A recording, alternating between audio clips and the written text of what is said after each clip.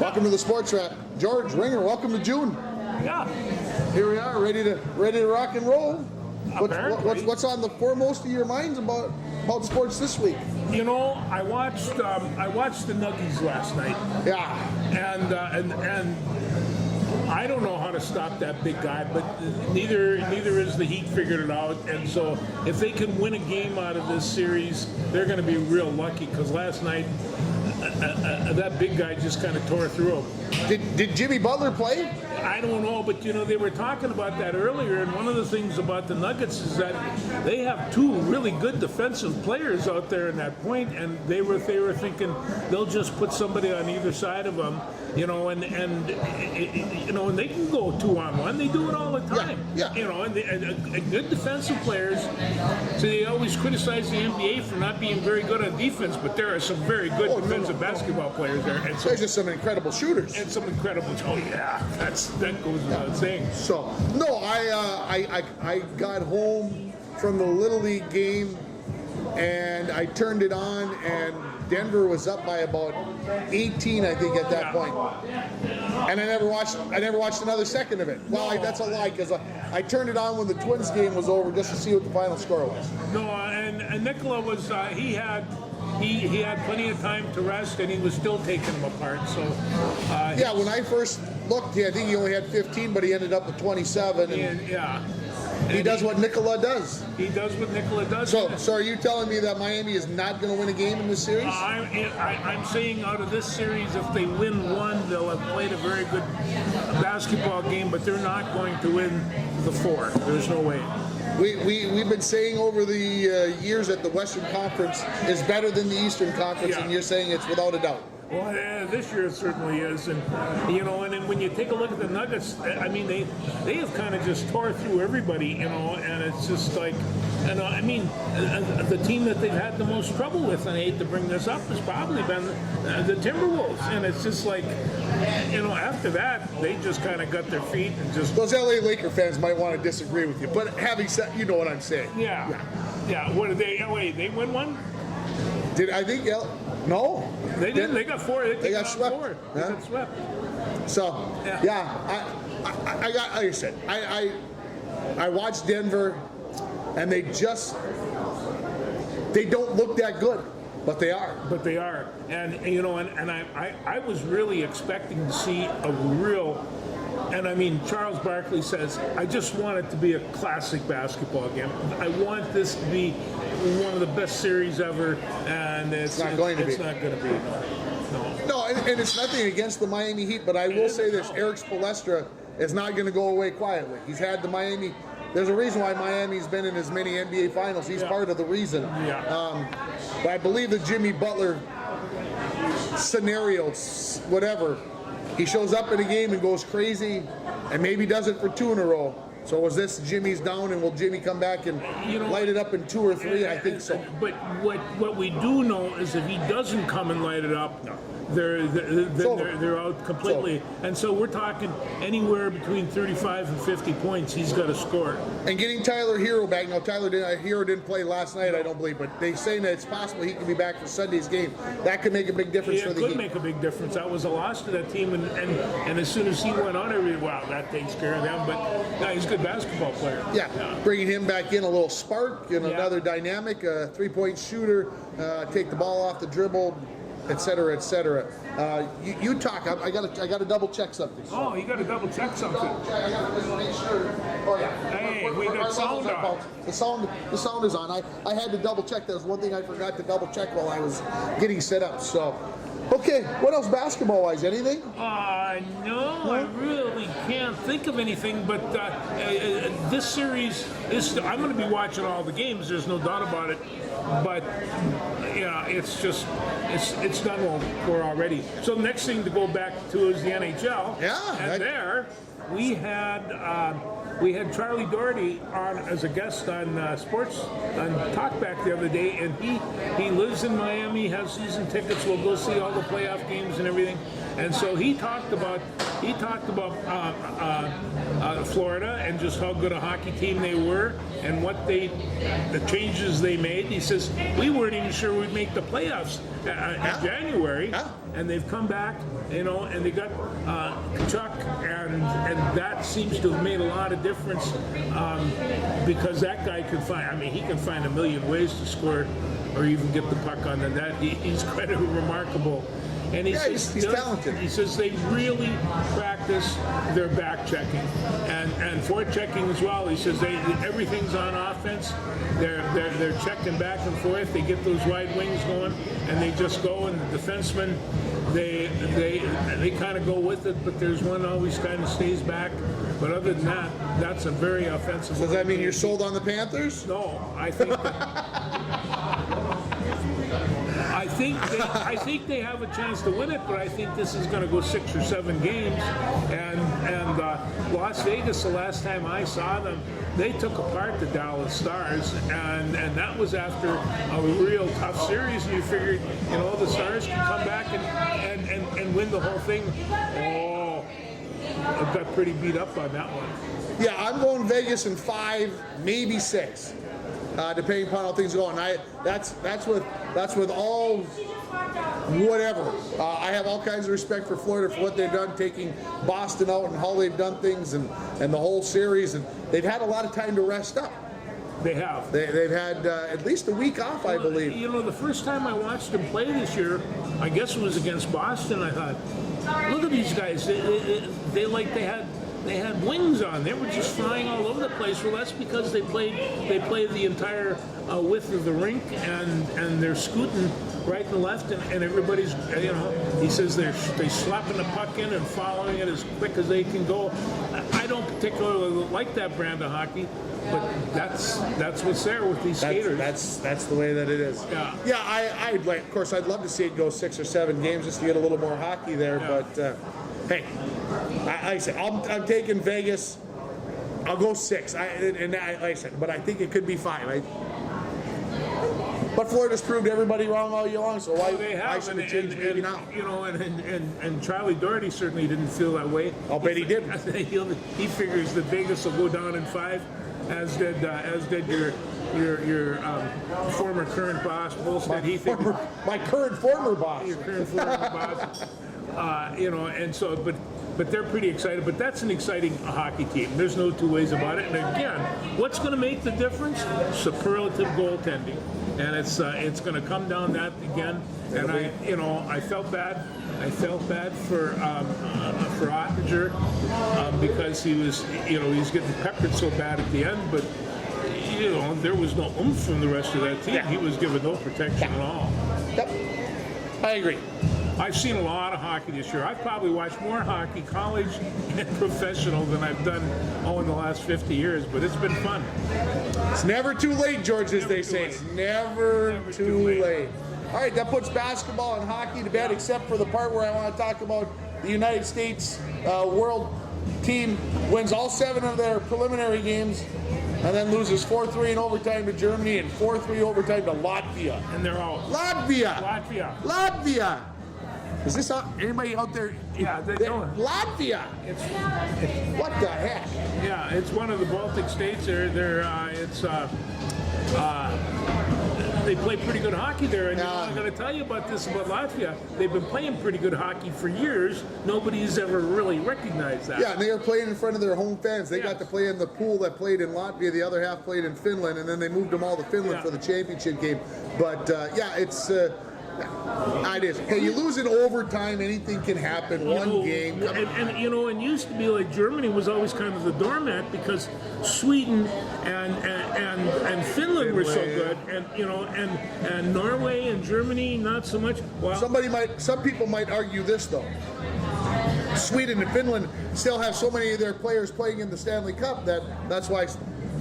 It really is. When the World Hockey Championship gets played, it all depends upon who's in the Stanley Cup and who's not. Who gets called up and go plays. And if you took the Eastern Europeans out of the NHL, what a dull deal that would be. These guys are fantastic. Well, it'd probably be a little goonier. I don't know if it'd be dull, but it'd be goonier. Certainly.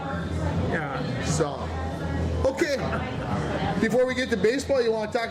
Have you watched any tennis? Have you gotten up in the morning and seen any French Open on your tennis channel? No, but I heard that I heard that a lot of things have been going, and it's they're playing on clay, right? Yeah, so that changes the dynamics because not everybody likes playing on clay. No.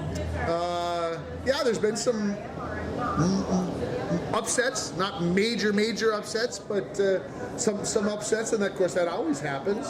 What you see in these kind of tournaments, in my mind, is there is an evolution, and it is changing. And these younger people, it's generational, and it's coming on. They all hear footprints and footsteps behind them, and all those guys are there because these kids are hot. They're ready to go. They work their butts off. No, I like this generational change stuff. Yeah, we'll see what happens here. Again, Djokovic still sitting out there. Nadal is out on the men's side. Igor Swiatek, it looks like she should be the one to beat on the women's side, but that's why they play the games, right? That's why they play the games. That's why did you watch any Women's College World Series yesterday? No, I didn't watch it yesterday because I was kind of busy yesterday. But welcome to the club, Joe. Yeah, no, I had. I suppose I could have put it, but I was following it, and I see that yesterday Stanford and Oklahoma played. And how'd that turn out? Oklahoma won 2-0. Yeah. Oklahoma's only won 49 straight. 49. Is that any good? Yeah, that's good. I mean, a streak like that, basketball fans don't take this wrong, but in a baseball, softball game, stuff happens. People boot the ball, they make errors, just like every other sport. But it's tough to win 49 straight, well, it is, especially in softball. And the thing of it is that it still has like 9 more games to go to beat Bud Wilkinson's record of 58 games at Oklahoma as well. So can you imagine that, winning 58 football games? And I think that's still the record, isn't it? I believe that is the record for Division I football, yeah. Yeah, and he played at the good old University of Minnesota. Yeah. A nice guy. Yeah, so Tennessee beat Alabama, and then Oklahoma beat Stanford, and then Florida State and Oklahoma State maybe played the longest game in the history of mankind because they were supposed to start at 6:10. They didn't get started till, I don't know what it was, 7 o'clock, and then they had to wait through another rain delay, and I went to bed at almost 10 o'clock, and they were just getting back on the field at 9:52, and I think they didn't get done till after 11. Ooh. So it was like a 5-hour game with multiple rain delays, and the fourth game didn't even get played. Washington and Utah didn't even get played there. Well, they might be done by now. It started earlier today, so. Well, I'll say this.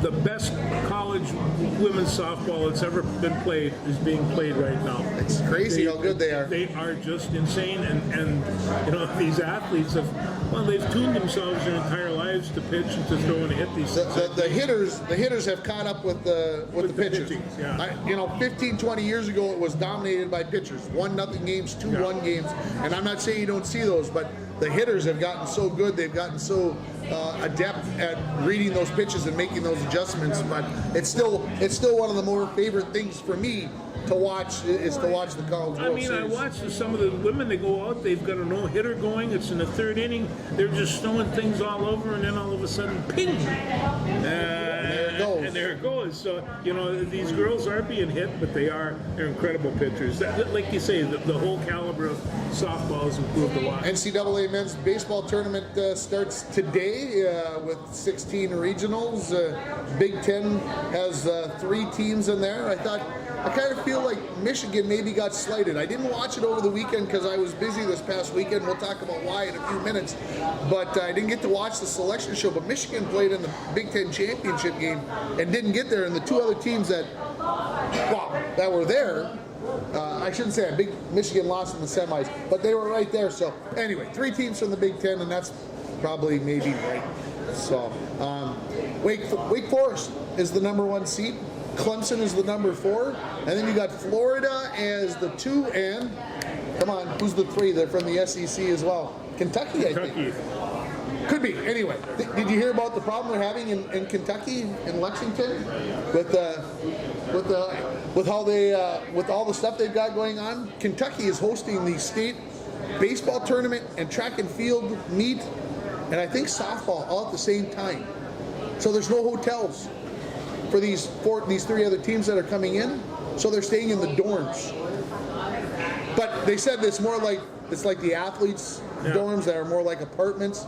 So, but they couldn't find a hotel room within an hour. Ooh. Because of everything that's going on. Is this in Lexington? This is in Lexington. Yeah. So anyway, just one of those things that a sports guy reads about and says, oh, because I just try to make hotel reservations to go to the state track meet. Yeah. The price of a hotel on Monday was $95 and the price on Thursday was $135. Do you think they know what's going on? Oh yes. Yeah. They've got this. Those hotels got it all figured out. Yeah. So anyway, so that's that. Okay, let's talk about the Twinkies. Okay. 2 out of 3 in Houston. It's a good thing we got this pitching, and if we had a few other things going on, and maybe get the ball out of the infield a little bit. You mean like Royce Lewis?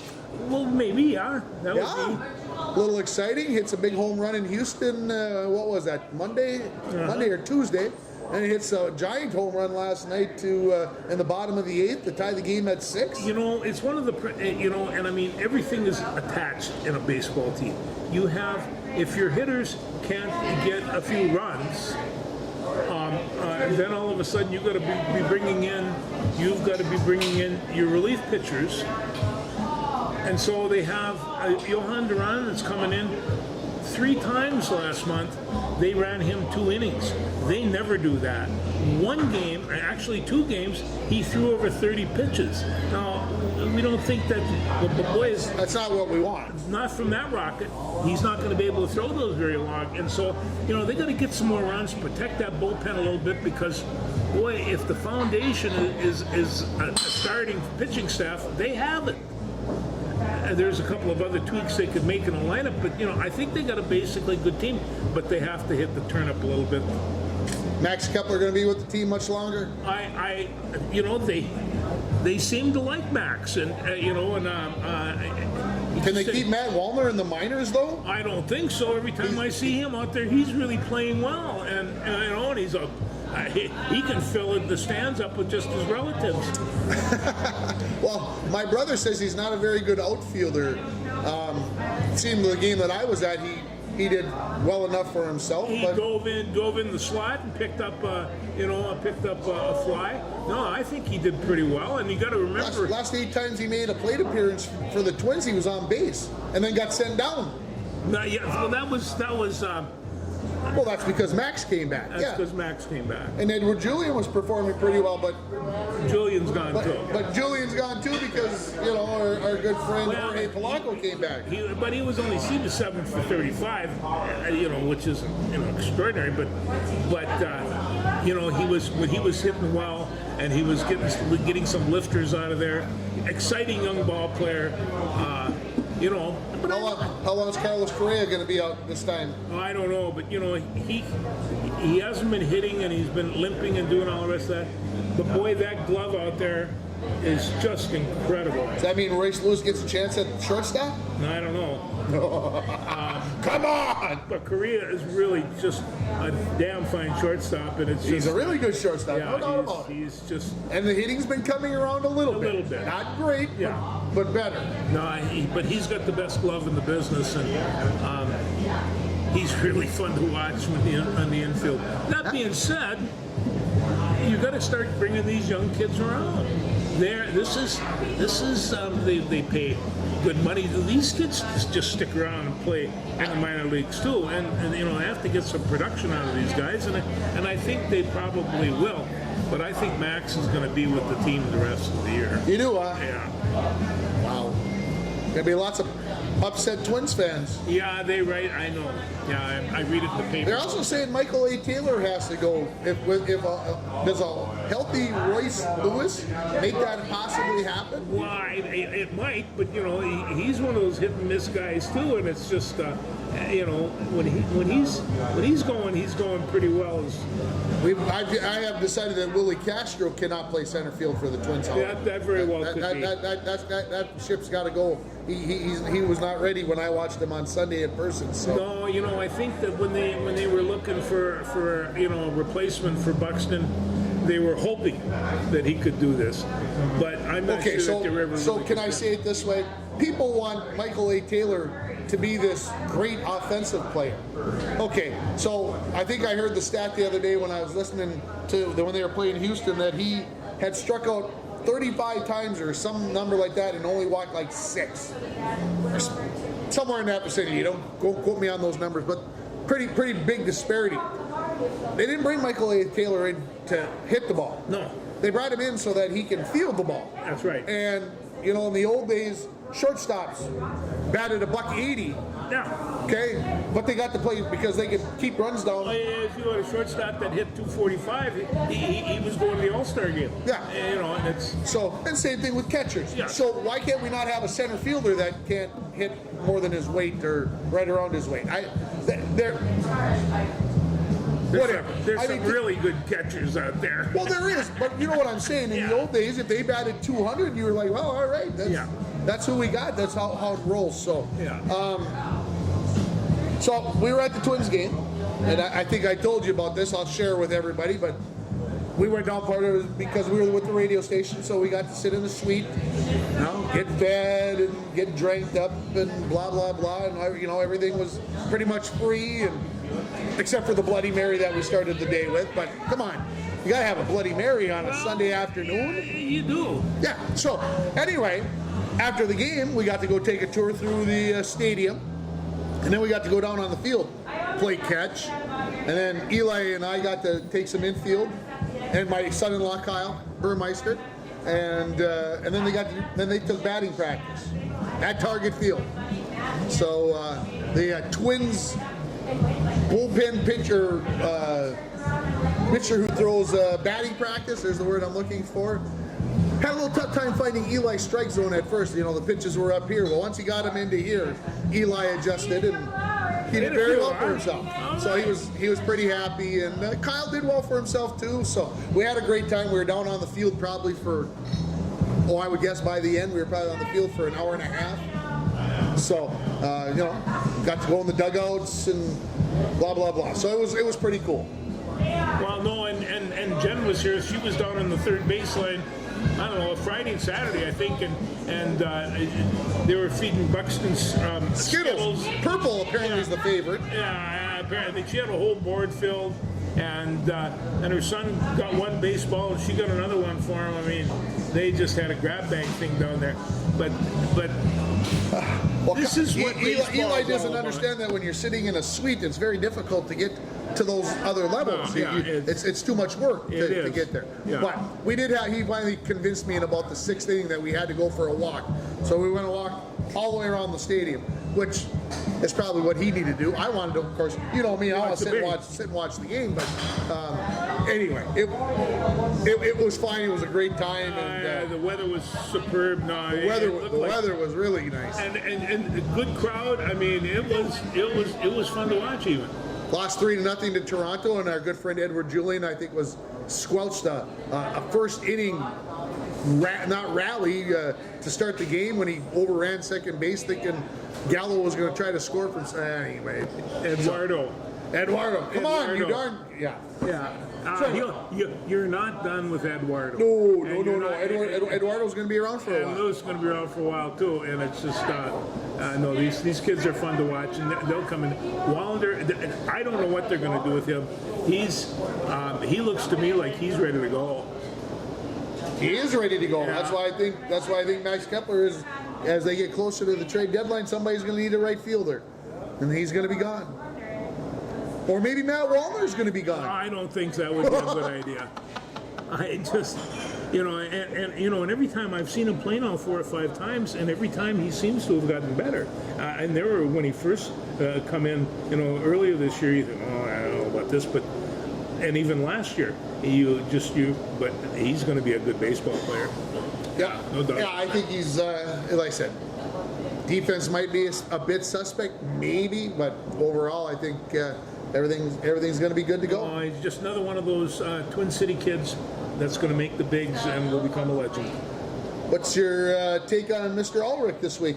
I see that he's not getting the hits, but he's still getting on base. Yeah, that's what we're seeing. I suspect he, the pitchers change, right? So you're changed to you, so you got to change to them, and he'll work through it. I think he will, and he still has that skill of position hitting, and just he can hit every parts of that field. That's really a big advantage. So I think the biggest thing that I see is early in the year there were some strikeouts. Yeah. He's not striking out. He's putting the ball in play. Just isn't going to where he wants it to necessarily. Those things happen. It does. So Canaries, I think after last night's loss, are 7-12 in last place in the Western Conference of the American Association. But these 18-run, 17-run games that they were giving up earlier, I haven't seen those over the last couple of weeks. Okay. So that makes me feel a little bit better. Chirp, chirp, chirp, chirp, chirp. We're pulling for him. We're chirping for him. Yeah. So, all right. What else have we got going on? Did you see that Ben Ellison retires? I did. At the age of 26. 26. What the heck? Maybe it's time for some of these guys. It's difficult for them to maintain the strength, and they have to work out, 24/7, and to maintain the weight for an offensive. Yeah, he said lineman. injuries. Injuries are just Big part of the puzzle at 26. Enough. It is, and I assume he's got a college degree, and I assume he figures, hey, I can go work, right? yeah, and he signed a contract somewhere along the I line. suspect he made a little money playing football. I bet you did. It's not hurting too badly. No. And the other thing is that I think you're taking a look at this younger generation as having a different set of values. And there's a lot of young football players in particular that are bailing out because they're afraid of concussion and they're afraid of permanent injury, and they're raising a family and realizing that sometimes that's not compatible, like being a sportscaster. It's not compatible to raise a family. You mean when I got the talking to the other morning about, are you ever going to come to one of his games? I'll be there tonight, hon. Honest, I promise I will be there. And I made it. Yeah, wow. I only missed like the first one batter. And they started early. Come on, you guys. 7 o'clock means 7 o'clock. There's going to be a time in the not too distant future that your path and Eli's paths are going to cross, and you will be back We'll be together going in the again. same direction? Yeah, you'll be going together again. Let's hope so. Hey, got the game-winning hit last night. Yeah, I think they won 15-13 or 14-13 or something crazy like that. But is he got still the game the biggest kid in the team? He's one of the biggest kids on Yeah, the he put team. the SWAT on it then, you see? He put the SWAT on it. Yeah, it was a hot night, but he made her through. Thank heaven the clouds were there, because if the sun would have been out, it might have been unbearable, because he was catching last night. And when you put that catcher's equipment on, things can get nasty. I'm going to put you on the spot. Yes. Have you watched the USFL at all? No, Okay. Actually, last time I watched a half a series. I was at a restaurant in Illinois. And, I think we talked about this yeah, at we some... talked about that, and it was like, and I really actually had no idea what their concept of defense was, and they had, it looked like a combination of American football and a little bit of Canadian football. I think if the USFL wanted to change it, they should add one more guy. Make What? 12, yeah. Canadian Football League gets started a week from yesterday, Yeah. next Thursday the 8th, the first game. And after we get done here, we have to talk calendars, because we got to make some decisions. A good Canadian Football League right now would demolish a USFL team. Mm-hmm. And so it's Okay. just like either, Okay, fair enough. it's Okay. Let's talk a little bit local. if I might, because of course the playoffs. Let's talk about Miss Anderson and her golfing. You want to start with Kelby Anderson? Sure, let's talk about Kelby Anderson. Going back to the state meet for the 4th time in 5 years. And she's only a junior, right? She's only a junior. Second time she's going to go as section champion. Nice comeback. Was down 4 shots after the first round. She will admit that I just got done doing an interview with her today, and that you'll hear on Coach's Corner on Saturday morning. And she basically said that on Tuesday she kind of went out and just golfed. She didn't necessarily do the things that and I think maybe because she'd been playing so well, everything was just going right. Every time she stepped out on the course, she won. Yeah. And so she kind of said, I had to play, I had to golf, I had to go and pick my spots and go and hit them there. And but if I may, because not everybody's going to hear Coach's Corner, she shared a story with me, and through the conversation with Coach Casaretto, who was named Section Coach of the Year. I heard that. She went on to hole number 13. It's 239 yards long only, and it's a par 4. And of course, she has the power to be able to drive the green. And so now you 2-putt for a birdie, which is what she should do. But it's got danger all around, and if you don't hit it onto the green, then you're in trouble. Well, 2 days out of the 2 rounds that she golfed, she did the same thing. It's a par 4. She took a 7 on both days. Ooh. And Tony Casaretto said she missed her spot by about a foot. And that's what cost her on that hole. So she goes and takes a triple bogey on 13, and this is the final round. And then she's got 5 holes left. And she goes birdie, birdie, par, birdie, par. Wow. Wow is right. That's a finish. And her closest competitor, who was ahead of her after day 1 on those same 5 holes, went par, bogey, bogey, bogey, par, bogey, I think is what it was. Anyway, she was 3 over. Yeah. So that's a 6-shot swing. She wins by 3 shots, and the rest is history, as they say. So a girl playing with a lot of confidence. She knows the goal. You know, people say, I'm just happy to make the state meet. It's not the case with Kelby Anderson. This is going to be interesting to see how she goes. I've heard an awful lot of people talk about just how serious of an athlete and as a student that she is about this. And you know, you have to take a look. I mean, this is, especially with something like golf, you just know that there's a lot of family support on this one. She just didn't all of a sudden walk up. Yeah. Somebody give her a golf club. She didn't go find one. But, you know, she's very intense and to think that on that golf course, the Quarry, which is championship caliber, she shot a 5 over 78. That was her round, a 78 on that, par 73. That's fabulous. Good. That's not bad. Consider that she took a triple in there. Yeah. 6 birdies in the round on Thursday. Absolutely incredible. Yeah. Well, we're pulling for it because she's a special Bronco in 2 ways. Well, there's another special Bronco that we should talk. We should talk a little bit about Abby Hutchinson. We should. You know, she just beat everybody up the other day. My question to you is, and I posed this question to the coaching staff, and I don't think we've dug far enough, and I may have to go do the digging because, you know, I like to do those historical things.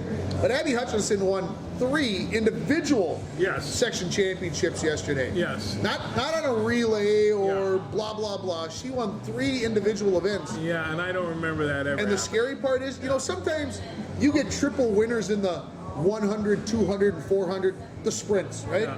Sometimes you get a double winner in the 100 hurdles and the 300 hurdles. Okay, maybe you get a double winner in the 1600 and the 3200. Okay, she won 3 events: 300-meter hurdles, the 3200 meter run, and then did a field event, the triple jump, and won that. Jump. This is decathlon caliber. You're right. This is for a lady of heptathlon. You're right. Yeah. That's heptathlon quality. Yeah.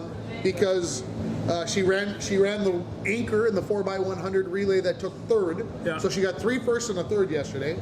That's a pretty nice haul. But you were talking about she's doing in the middle of the triple jump, and she goes runs a 3,200 meter race, and then comes back and runs the triple jump. Now, you know, I mean, that's like that's mythical type effort. Yeah, it's crazy, and that just a junior, went to state and cross country. If you're thinking, geez, I seem to know that name. And the interesting part, I think, the 300-meter hurdles, she was the first seed by 3 seconds. So no whatever that she Well, wanted. didn't she kind of just fall into that event by accident? Accident. Somebody says maybe, Somebody challenged her. yeah. Yeah.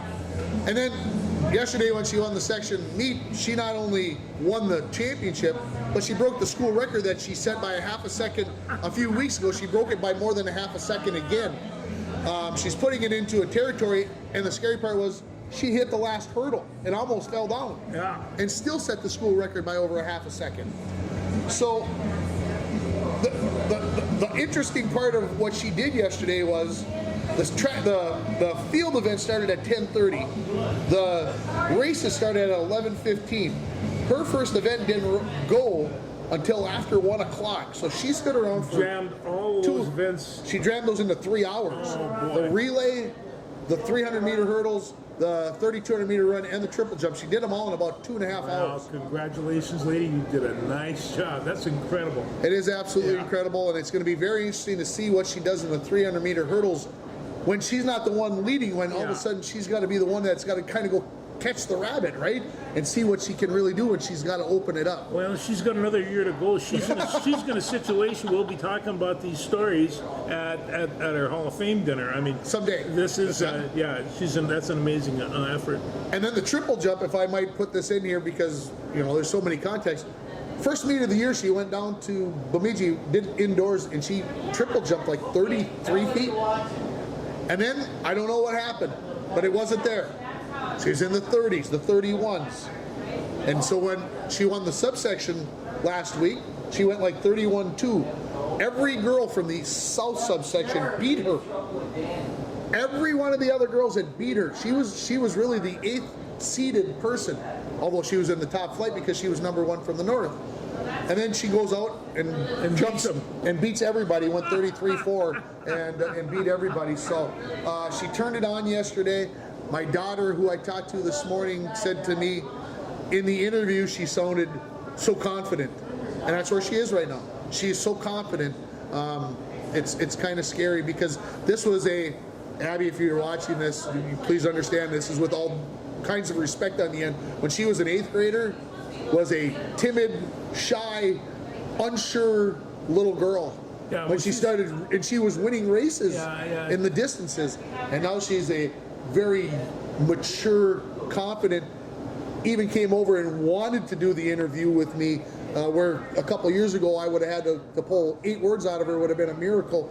She, all kinds of confidence. It's one of the things as a sports guy that to see where this young lady is in 8 or 10 years, because she's going to be on top of her game, whatever her game is, and it's just if she finds the right thing because she high jumps. The only thing she doesn't really do a throwing event, but I'm sure they could learn her how to do a discus or a shot put. Yeah, we gotta get javelin up there. She'd be Canadian. They still do the javelin. Yeah. So Olivia Thorstensen also going to state in 2 events. She won the 100 meters, 100-meter hurdles going away, and also took second in the high jump. And I watched her final ball when she was going for 5.2. There are 3 jumps. The first and the third one, she was over the bar, and her right calf, the one that's the ACL leg, it's not getting flipped up there. So I told her after the meet that I'm going to get a shock collar for her ankle, and I said just when she gets there, I'm going to shock that leg, and it's going to flip up in the air, and it's going to take care of all that. That's cheap. By this time next year, she won't need that answer. So anyway, she's going in 2 events. I think maybe the shocker of the day, other than Abby going in 3 events, maybe not that she's going in 3 events, that she won all 3 of them. Mary Versteeg, a 9th grader, timid, shy. She told me, I'm going to share with you people here, I didn't play it on the radio this morning. She told me that she didn't really she kind of didn't want to go to state because she's going to be very, very nervous. She goes, matter of fact, I get so nervous that I feel like I'm going to puke. And it's one of my greatest fears that I'm going to puke right on the track. I started laughing and I said, well, I'm glad you don't get that nervous doing radio interviews because I wouldn't want you to puke. That'd be a mess, yeah. I don't want you to puke on me. but a sweet girl went out and ran the 200. She was part of the 4x100 that got third, and she's a talent that is going to be fun to watch. She went 12.90 in the 100. So she That's can cooking. fly. She's a flyer. She's a cooker. She can right. roll along. So congratulations to Mary, and then Kiana Ford. Going back in the pole vault, she's been dealing with a shin injury, so she's not been running any relays or any of those events that normally she would be a big help to. And then she goes 9.6 yesterday, personal best she's ever done.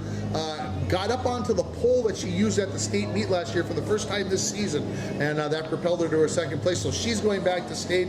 And when I asked her yesterday about not making 10 feet, she goes, I gotta admit, I was a little tired and I got a little scared about going up over 10 feet. It's, it's kind of that mountain. It's way up there. Can you get to the top of the ladder and you got to go down the other side. Can you swing your ladder? Can you swing your leg over the top and go down the other side?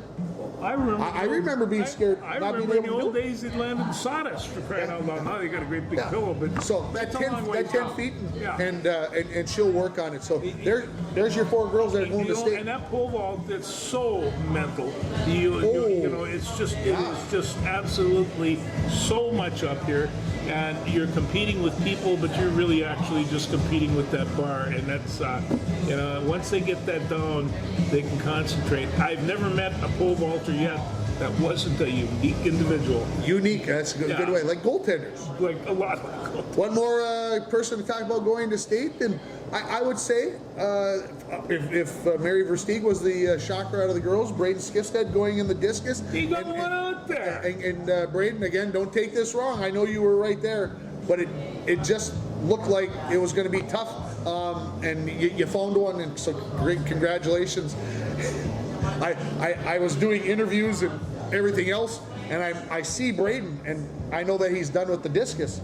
So I start walking over because there's a crowd of people around, and I walked up, and Jen Erickson, who is the assistant girls coach, said, "Way to go, Braden, you screwed up my weekend." And I'm like, "Braden, how'd you screw up her weekend?" And he Gotta go to the goes, state. "I got second in the discus." And I'm like, no. And so for me, that was probably the most excited I got all day. He'd been that 127, that 126, just like his 41 in shot. It's a mind thing. It's like I can't go any further than that. And he pulled one out and got it over 130, a personal best, and headed to state. And I think for Braden, go down, throw discus with some of the best discus throwers in the state. I went to his graduation party on Saturday, and chatted with him for a while. He's such an incredible kid, and he's going to go down to Bemidji State, and he's going to he's enrolling in their criminal justice program down there. And I says, well, you know who teaches that one, don't you? No. So you explained to him, a freak. Yeah. So Teaching law. He's a lawyer now. Criminal justice, a lawyer. He's a lawyer. Took his oath, stood up there and said, "Yeah, I'll do all the right things as a lawyer." I just remember when he was a kid, he told me you'd never admit to doing something you didn't get caught doing. And so he taught. True lawyer, folks. He taught his dad all about that. We're very, very proud of him. But Braden's going to go down, and I really, when you take a look at a personality of a law enforcement officer, Braden Skifstead fits the bill. Yeah. He is that nice of a person, and you want to have, big, strong, and nice is the way you Big, want. strong, and nice. Yeah. Nice combination, Brady. Yeah. And a lot of other good stuff at the section track and field meet. And if you know me, you know that this is one of my favorite events like to go doing that. to. Yeah, I know you. I even forewent. Is that the right way of saying it? Forewent doing a Bronco playoff baseball game on the air because somebody offered to do it for us so that I could go do the track meet. And I'm like, I got to take him up on this offer as much as that pains me. So the Bronco baseball team wins the opening game, a big upset. They take down number 5 Pequot Lakes, and then ended up losing a couple of games, one to Pine City and one to Mora, who, by the way, made the Final Four. Mora did. So The team that they ended up losing to in the end, 7-4, had the bases loaded Well, I think in the seventh inning. Yeah, they've with got to 2 outs. They got to kind of be happy with their season and the way it went eventually. Yeah, I think that last week of the regular season, and we didn't really talk about it last week because the last show because it wasn't over, but they lost their last 4 games of the regular season. They lost on Monday, Wednesday, Thursday, Friday to end the season. And can I talk about one? Yeah. One of them in particular, because it's, like I said, I hope anybody just thinks that I'm being mean. I'm not. But Hayden Swenson was pitching against Black Duck, pitching a pretty nice game. Well, when he was in the batter's box, he got hit right here. Oh. Not once, not twice, 3 times. Well, he couldn't lift that arm. Couldn't bend it. No. It was so swollen up that he couldn't bend it. So he was pitching, he pitched 6 innings. They had to pull him out for the 7th inning. They were ahead 5-2. The relievers, much like the Twins, couldn't hold it. And then, like I said, I'm not throwing those guys under the bus. Please understand, it happens. We got a lot of good pitchers that have things happen. But Black Duck scored 9 runs in the top of the 7th to beat the Broncos. But having said all that, they made it into the playoffs. Take down the number 5 seed Pequot, and then, like I said, lost a pair. Well, they got it, but they've got a lot of returning ball players coming back. Yeah, they're going to lose a couple. Matt Worley, Jocelyn, Julius Maish, who pitched a couple times in the tournament. Those are going to be big losses, and Nick Bernath. Those were the 4 seniors on the team. So. It'll be interesting to see what happens in Legion baseball this summer with them, and how many of them. I think they'll be okay.